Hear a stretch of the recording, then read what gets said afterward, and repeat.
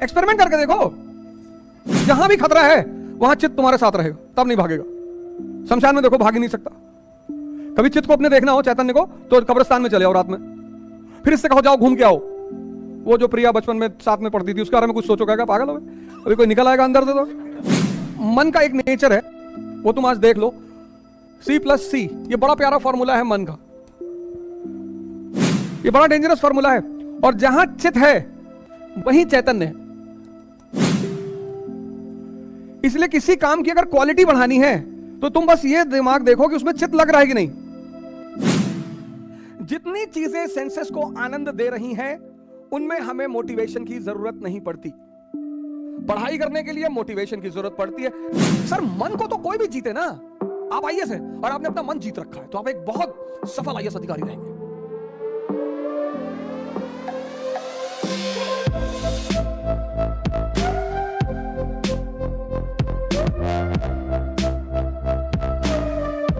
चौदह घंटे को बैलेंस करना है, 14 आवर्स।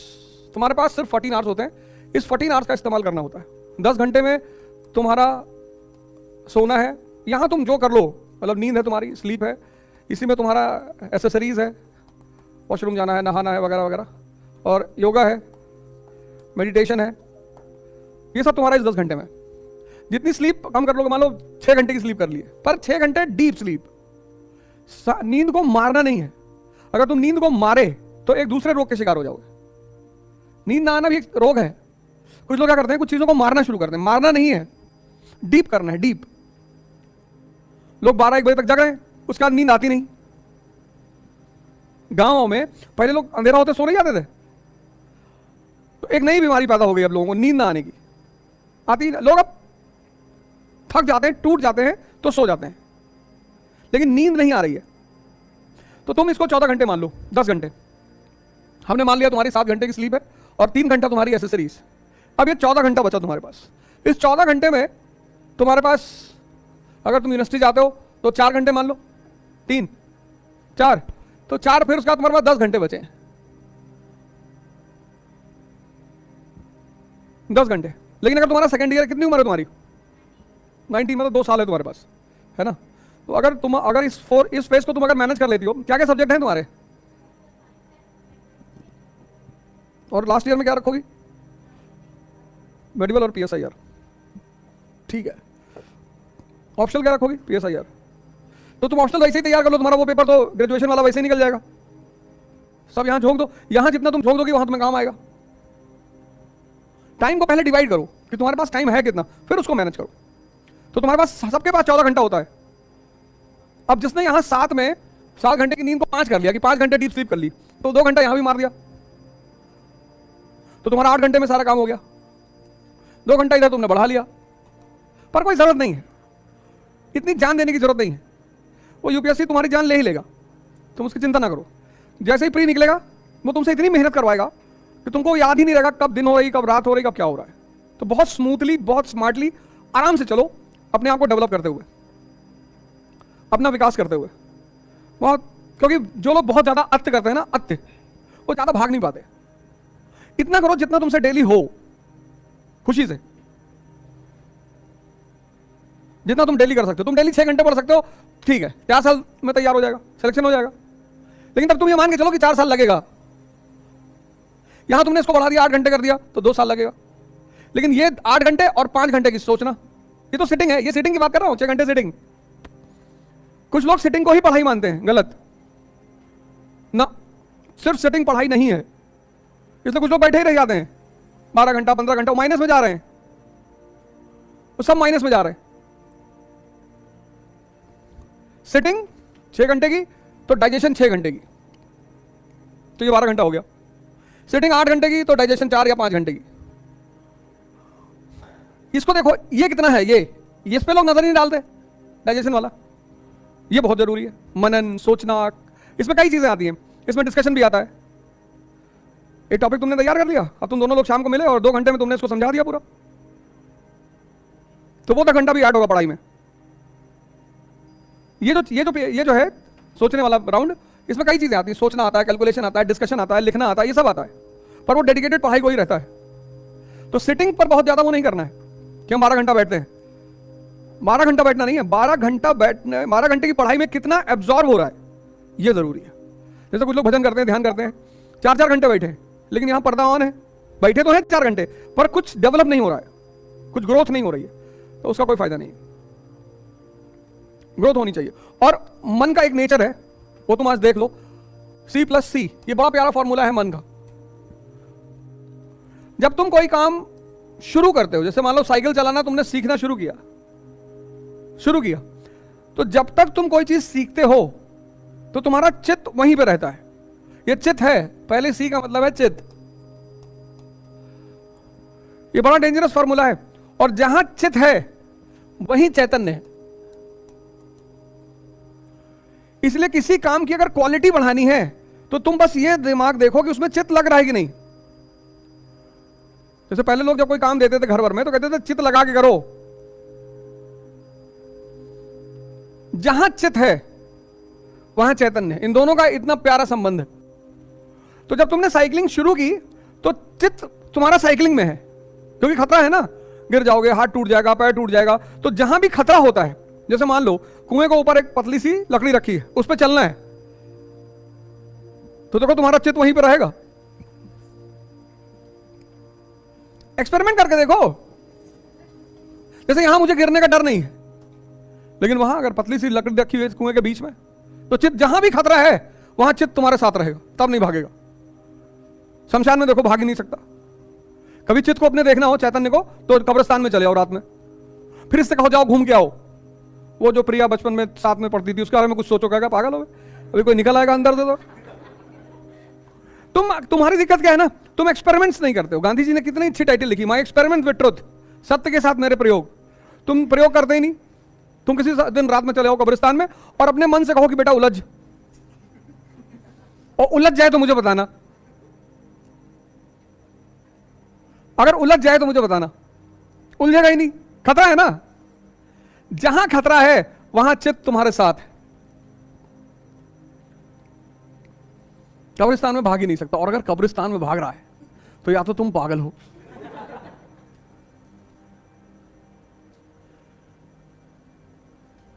नहीं भागेगा।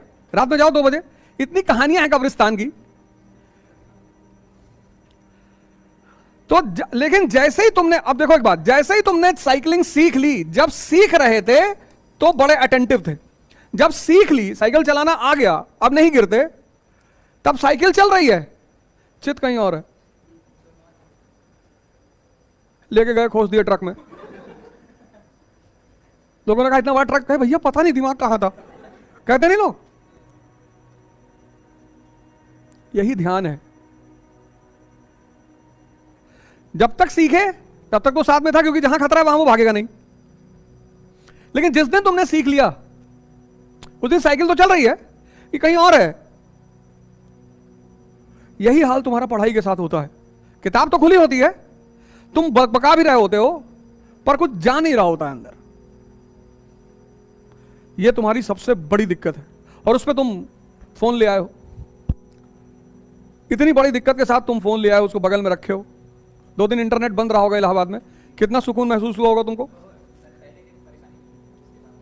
परेशानी नहीं, बेचैनी। हाँ, परेशानी नहीं हुई होगी। अब डेली ऐसी घटनाएं तो घट नहीं सकती कि हाँ भगवान तुम्हारे लिए डेली ऐसी घटना कराए। अब वो हो गई, एक आध हो गई तो हो गई, पूरी दुनिया को हिला के रख दिया उस घटना ने। उस घटना का एक और पहलू है, समय कभी भी बदल सकता है। इसलिए जब ताकत में रहो तो शांत रहो, सरल रहो। ना तुम्हारा रसूख काम आता है जब समय बिगड़ता है ना।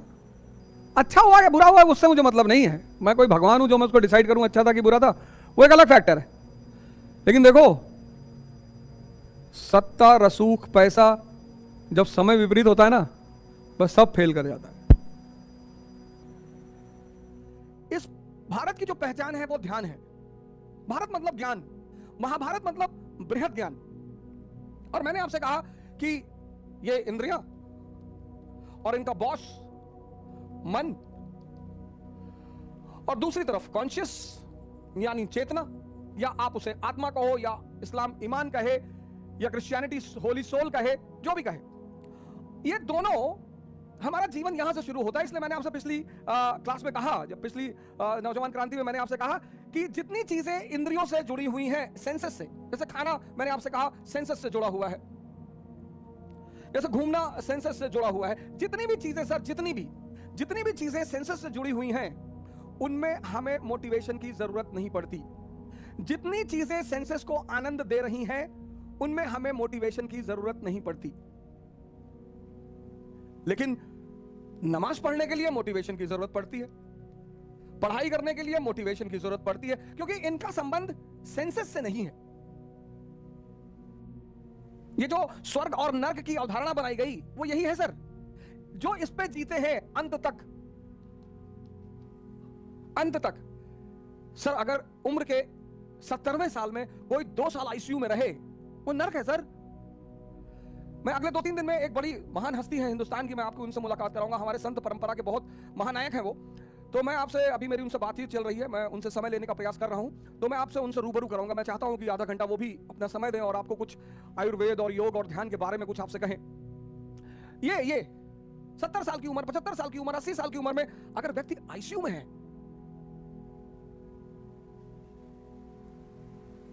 और ये स्वर्ग है सर।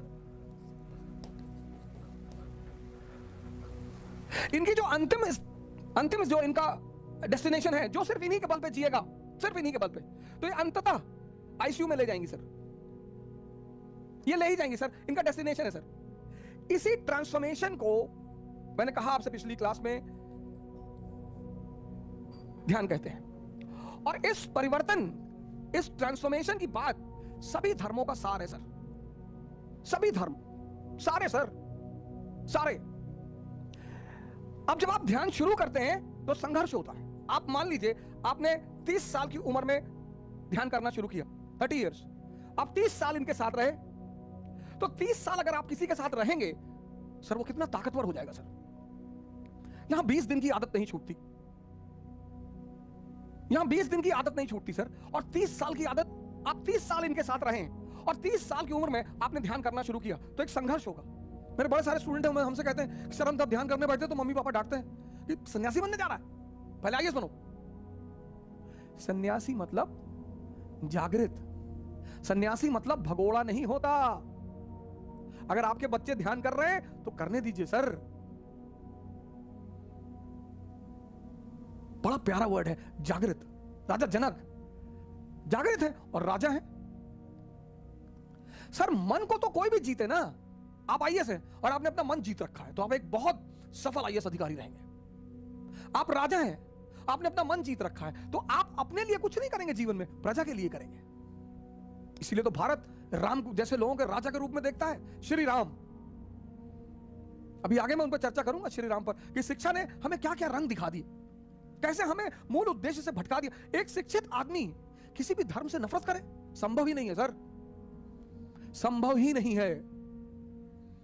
एक शिक्षित आदमी, शिक्षित, किसी धर्म से नफरत करे कि इस्लाम अच्छा धर्म नहीं है, ईसाईयत अच्छा धर्म नहीं, तब तुम पढ़े लिखे ही नहीं, तब तुम खत्म हो गए। अगर उच्च शिक्षा लेने के बाद भी किसी को यह समझ में नहीं आया कि भगवान एक है, ईश्वर एक है, धर्म का रोल क्या है, सर उसकी शिक्षा खत्म, उसकी शिक्षा का कोई मूल्य नहीं है सर, बेकार है सर। उसको अपनी सारी डिग्रियों को जला देना चाहिए। धर्मों में कोई मतभेद नहीं है, इस्लाम, हिंदुइज्म, क्रिश्चियनिटी, सिखिज्म, इनमें कोई मतभेद नहीं है सर। मतभेद है मानने वालों में, क्योंकि इनको दिशा कौन देता है? पुरोहित। और 98% पुरोहितों को कुछ भी नहीं पता, चाहे वो किसी भी धर्म के हो। मैं किसी का नाम नहीं लूंगा, ना मैं किसी हिंदू पुरोहित का नाम लूंगा, ना मैं किसी मुसलमान पुरोहित को नाम लूंगा, लेकिन कभी कभी जब मैं इन पुरोहितों को सुनता हूं तो मुझे बड़ी, और ऐसे ऐसे पुरोहित हैं, मुसलमान पुरोहित, हिंदू पुरोहित, जिनको लाखों लोग सुनते हैं सर। सन्यासी तो बहुत बड़ी चीज है इस देश की सर। कोई जरूरी नहीं कि सन्यासी गेरुआ पहनेगा, जीन्स भी पहन सकता है सर, टी शर्ट भी पहन सकता है, रेबैन का चश्मा भी लगा सकता है। ये तो हमारे देश के जो भगोड़े थे उन्होंने गेरुआ बना लिया। गेरुआ पहनने से उनको थोड़ा सम्मान मिल गया कि बाबा जी जा रहे हैं, किसी ने चाय पिला दिया, किसी ने खाना खिला दिया। सन्यासी बहुत बड़ी चीज है सर। अगर आपके बच्चे ध्यान कर रहे हैं, आपके घर में कोई ध्यान कर रहा है, सर उसे डांटिए मत, मारिए मत सर, उसे डिमोरलाइज मत करिए।